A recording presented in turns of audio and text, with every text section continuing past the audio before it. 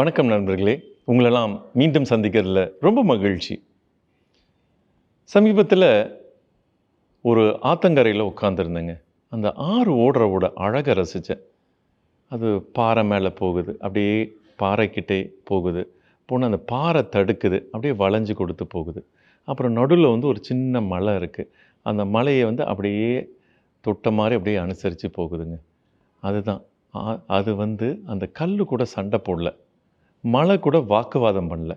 அதோடைய இதை அப்படியே நகர்ந்து ஒரு அழகாக ஃப்ளோ பண்ணிட்டு போகுதுங்க. ஒரு பார்க்குறதுக்கு மட்டும் அழகாக இல்லைங்க, நம்ம வாழ்க்கைக்கும் அந்த ஒரு சின்ன விஷயத்தை தெரிஞ்சுக்கிட்டோம்னா ரொம்பவே அழகாக இருக்குங்க. ஆமாம், சில டைமு நமக்கு நிறைய சத்தங்களும் தேவை இருக்காது, நிறைய பதில்களும் தேவை இருக்காது.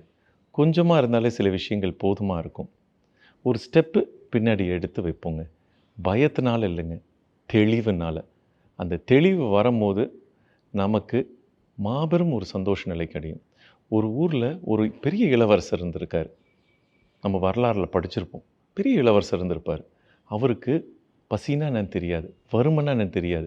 பெரிய அரண்மனையில் இருந்தார். ஆனால் ஒரு நாள் வெளியில் போகும்போது ஒரு வயதான ஒரு நபரை பார்த்தார். ஒரு நோய்வாய்ப்பற்ற ஒருத்தரை பார்த்தார். அப்புறம் ஒரு பணத்தை பார்க்குறாரு. அப்போ வாழ்க்கைன்றது ஒரு முடிவுக்கு வரக்கூடிய விஷயம்தான்னு அப்போ தான் அவருக்கே உணருது. எல்லாத்தையும் விட்டுட்டு வராரு. உண்மைன்றது என்னன்னு தெரிஞ்சுக்கிறதுக்காக வராரு. பயத்தினால வரல, உண்மை என்னன்றது தெரிஞ்சுக்கிறதுக்காக வெளியில் வராரு. அதுதான் ரொம்ப முக்கியமான ஒரு விஷயங்க. சமீபத்தில் என்னுடைய உறவுக்கார பெண் ஒருத்தங்க நல்ல வேலையில் இருக்காங்க, நல்லா படிச்சிருக்காங்க, நல்ல வேலையில் இருக்காங்க. என்னைய பார்க்கணுன்னு சொன்னாங்க. வாங்க பார்க்கலான்னு சொன்னேன். அப்போ பார்க்கும்போது சொன்னாங்க, ஏங்க நான் பாராட்டுதலுக்காக ஓடிட்டுருக்கேன், பதவி உயர்வுக்காக ஓடிட்டுருக்கேன், சம்பளம் நிறையா கிடைக்கிது, ஆனாலும் ஒரு அமைதியாகவே இல்லைங்க என்ன சொன்னாங்க. அப்போ நான் ஒரு நிமிஷம் அந்த ரோட்டில் ஒரு பையன், மழையாக இருந்துச்சு அன்றைக்கி, கண்ணாடி ஜன்னல் வழியாக காமிச்சேன். ரோட்டில் ஒரு பையன் காகித கப்பல் விட்டுட்டு அந்த மழையில் நனைஞ்சிக்கிட்டே அந்த தருணத்தை அவன் ரொம்ப ரொம்ப ரசிச்சிட்டு இருந்தான், சந்தோஷத்தில் இருந்தான். அதை காமிச்சேன். இதுதாங்க நமக்கு முக்கியம்னு புரிஞ்சிருச்சுன்னாங்க. ஏன்னா அவங்க ரொம்ப ஷார்ப்பாக இருந்தாங்க, புரிஞ்சிருச்சுன்னாங்க.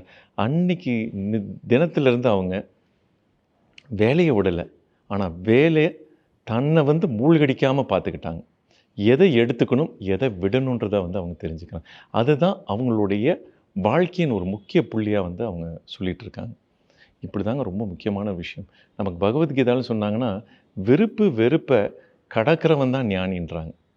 அப்படின்னா அவங்களுக்கு உலகத்துக்கு மேலே வெறுப்பு கிடையாதுங்க. ஒரு சின்ன குழந்தையாக நம்ம இருக்கும்போது பொம்மைகளை ரசித்து விளாண்டுருப்போம். ஆனால் இப்போ அந்த பொம்மை மேலே நமக்கு வெறுப்பு இருக்குங்களா? இல்லை இல்லையா?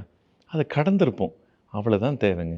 நம்ம உள்நோக்கி போகிறதுன்றது எப்பயுமே ஒரே விஷயந்தாங்க, பயத்தினால இல்லை. ஒரு ஸ்டெப் பேக் எடுத்து உள்ளார போகும்போது மன அமைதிக்கான ஒரு அற்புதமான ஒரு ஜர்னி, நம்மளுடைய சொரூபத்தை காட்டக்கூடிய ஒரு அற்புதமான விஷயம். அடுத்த தடவை நம்ம எல்லாத்தையும் தேடி தான் நம்ம சந்தோஷப்பெறணும்னா தேவையே இல்லைங்க.